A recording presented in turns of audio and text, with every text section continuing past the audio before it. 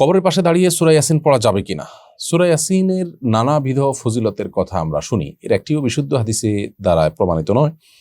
যদিও ফজিলতের ক্ষেত্রে শর্ত সাপেক্ষে জয়ীফ হাদিস দিয়েও প্রমাণ দেওয়া যায়, তারপরও কবরের পাশে দাঁড়িয়ে সূরা ইয়াসিন পাঠ করার জন্য আলাদাভাবে কোনো হাদিসে আমাদেরকে নির্দেশ করা হয়নি। অতএব সেখানে সূরা ইয়াসিন পাঠ করার বিশেষ কোনো তাৎপর্য, বিশেষ কোনো গুরুত্ব, বিশেষ কোনো ফজিলত কোরআন বা হাদিস দ্বারা সাব্যস্ত হয়নি।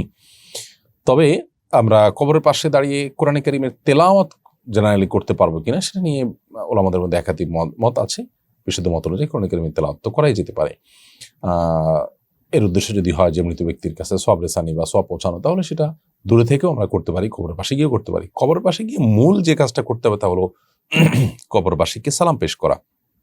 আসসালামু আলাইকুম দারা কওম মুমিনিন ওয়া ইন্না ইনশাআল্লাহু বিকুম লালাহিকুন নাসাল্লাহু লানা ওয়া লাকুমুল আফিয়া। এভাবে সালাম পেশ করা কবরবাসীকে, এটাই হলো মূলত আমাদের কবর জিয়ারতের সুন্নাহ এবং মূল দেখার বিষয় এবং পালনীয় বিষয়। বিদেশে জিনিসটা আমরা করবো ইনশাআল্লাহ। পাশাপাশি কোরআন তেলাওয়াত করা যেতে পারে, কিন্তু সূরা ইয়াসিন তেলাওয়াতের আলাদা কোনো ফজিলত আছে এরকম মনে করে করা সেটা সঠিক নয়।